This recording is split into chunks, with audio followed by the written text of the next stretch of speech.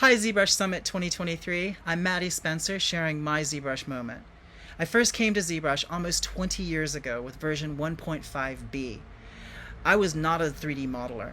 I came from clay, I came from painting with an airbrush, but I wanted so much to learn how to create creatures and characters in this 3D realm.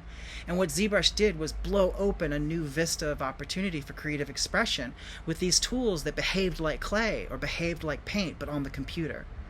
It gave me a wonderful opportunity and immediately exposed me to the incredible ZBrush community.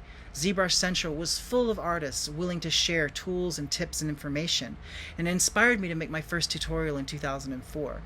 I went on to create workshops, do Gnomon workshops, write books, all because I was inspired by the ZBrush community to share the information that I had, and I was so fortunate to learn from others within the community willing to share with me. I think one of the most magnificent parts about ZBrush are its users, the incredible creative forces coming together, making new and amazing things, and sharing them online.